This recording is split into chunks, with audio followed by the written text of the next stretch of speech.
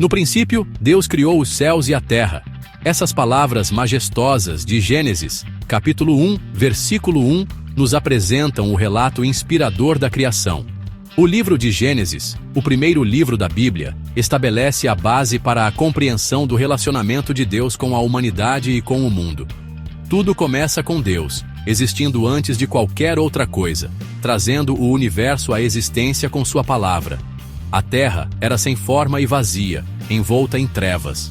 Mas Deus, o artista supremo, trouxe ordem ao caos. Ele falou, e a luz penetrou as trevas, dividindo o dia da noite. Esse ato da criação marcou o primeiro dia. Ao longo dos 3 dias seguintes, Deus continuou a moldar e formar o mundo. Ele separou as águas de cima das águas de baixo, formando o céu e os mares. Ele reuniu as águas para revelar a terra seca. E nesta terra, ele fez brotar a vegetação, plantas e árvores que davam frutos. O sol, a lua e as estrelas foram colocados nos céus para governar o dia e a noite, marcando as estações e fornecendo luz à terra. A narrativa da criação atinge seu clímax no 5º e 6º dias. Deus encheu os mares com uma abundância de criaturas, desde pequenos peixes até enormes baleias. Ele encheu os céus com pássaros de todas as formas e tamanhos, seus cantos enchendo o ar. Finalmente, Deus criou os animais terrestres, cada um segundo a sua espécie: gado, répteis e feras da terra. O mundo fervilhava de vida, um testemunho do poder criativo de Deus. No 6º dia, Deus disse: façamos o homem à nossa imagem, conforme a nossa semelhança.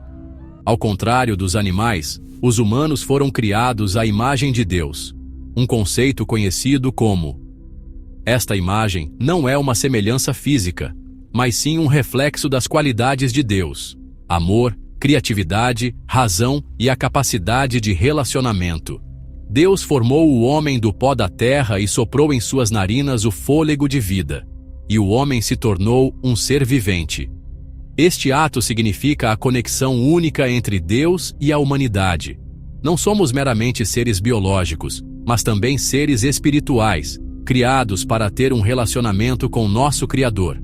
Deus criou a mulher da costela do homem, significando o laço estreito e a igualdade entre eles.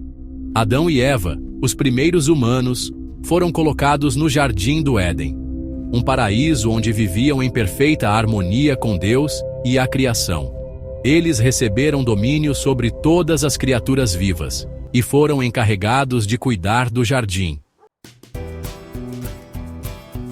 Gênesis 3 apresenta um momento crucial na história da humanidade: a queda do homem. Uma serpente, representando a tentação e o engano, aproximou-se de Eva no jardim. A serpente questionou o mandamento de Deus de não comer da árvore do conhecimento do bem e do mal, sugerindo que Deus estava escondendo algo bom deles.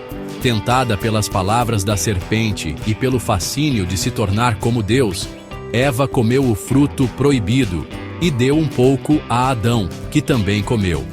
Esse ato de desobediência teve consequências devastadoras. Seus olhos se abriram e eles se tornaram conscientes de sua nudez e sentiram vergonha pela primeira vez. Eles se esconderam de Deus, seu relacionamento com Ele rompido por seu pecado. Deus confrontou Adão e Eva sobre sua desobediência. Ele amaldiçoou a serpente a rastejar sobre o ventre e viver em inimizade com a humanidade. Eva foi amaldiçoada a sentir dor no parto e a ser governada por seu marido. Adão foi amaldiçoado a trabalhar a terra por comida, enfrentando espinhos e cardos. A própria terra foi amaldiçoada por causa do pecado deles. A consequência mais significativa, no entanto, foi a morte espiritual, a separação de Deus. Adão e Eva foram banidos do Jardim do Éden, impedidos de acessar a árvore da vida. O pecado havia entrado no mundo, lançando uma longa sombra sobre a humanidade. Mesmo em meio ao julgamento, Deus ofereceu um vislumbre de esperança. Ele prometeu que um descendente de Eva esmagaria a cabeça da serpente, significando a vitória final sobre o pecado e a morte. Essa promessa, conhecida como apontava para um futuro redentor. Apesar da desobediência deles, Deus não abandonou Adão e Eva. Ele os vestiu e permitiu que vivessem e tivessem filhos. A humanidade continuaria, mas carregaria as consequências do pecado e o anseio por restauração. Seção 6. Noé, uma aliança de preservação. À medida que o pecado se espalhava pela terra, a maldade da humanidade entristecia o coração de Deus. Ele decidiu enviar um dilúvio para julgar o mundo, mas encontrou graça em um homem justo chamado Noé. Deus ordenou a Noé que construísse uma arca, uma enorme embarcação que preservaria ele, sua família e representantes de cada espécie de animal do dilúvio que viria. Noé obedeceu ao comando de Deus, mesmo que parecesse tolice para aqueles ao seu redor. O dilúvio veio como Deus havia avisado, cobrindo a terra e destruindo todas as criaturas vivas, exceto aquelas na arca. Depois que as águas baixaram, Noé e sua família desembarcaram, oferecendo sacrifícios de gratidão a Deus. Deus estabeleceu uma aliança com Noé, prometendo nunca mais destruir a terra com um dilúvio.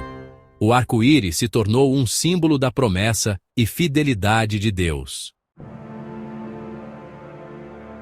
Seção 7. Abraão, pai de muitas nações.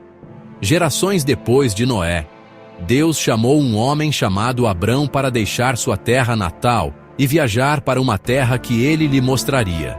Deus prometeu fazer de Abrão uma grande nação, abençoá-lo e engrandecer seu nome. Abrão obedeceu ao chamado de Deus, demonstrando sua fé nas promessas de Deus. Deus mudou o nome de Abrão para Abraão, que significa pai de muitas nações. Ele prometeu que os descendentes de Abraão seriam tão numerosos quanto as estrelas no céu, e que, por meio de sua descendência, todas as nações da terra seriam abençoadas. Essa promessa foi significativa porque apontava para a vinda do Messias, que traria bênçãos a todas as pessoas. A fé de Abraão nas promessas de Deus se tornou um modelo para todos que o seguissem. Seção 8. De Abraão a José, uma linhagem de fé.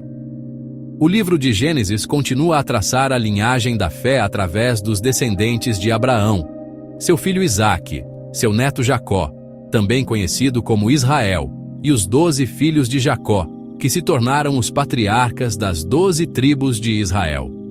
As histórias desses indivíduos são repletas de provações, triunfos e a fidelidade de Deus às suas promessas. José, um dos filhos de Jacó, enfrentou a traição de seus irmãos, que o venderam como escravo no Egito.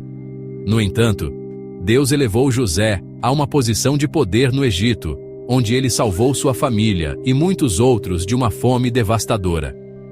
A história de José demonstra a soberania de Deus e sua capacidade de operar mesmo nas circunstâncias mais difíceis para realizar seus propósitos. Seção 9. Gênesis, o fundamento da fé. O livro de Gênesis estabelece o fundamento para toda a narrativa bíblica. Ele nos apresenta ao único Deus verdadeiro que criou o universo e tudo o que nele há. Ele revela o lugar especial da humanidade na criação de Deus, feita à sua imagem, porém suscetível ao pecado e suas consequências. Gênesis destaca a fidelidade de Deus às suas promessas, mesmo quando a humanidade falha. Da promessa de um Redentor em Gênesis 3 à aliança com Abraão e a preservação de sua linhagem, vemos o plano de redenção de Deus se desenrolando. O livro de Gênesis não é apenas uma coleção de histórias antigas. É uma narrativa atemporal que fala aos anseios mais profundos do coração humano. É uma história de criação, queda e a promessa de redenção. Uma história que continua a moldar nossa compreensão de Deus, de nós mesmos e do mundo ao nosso redor.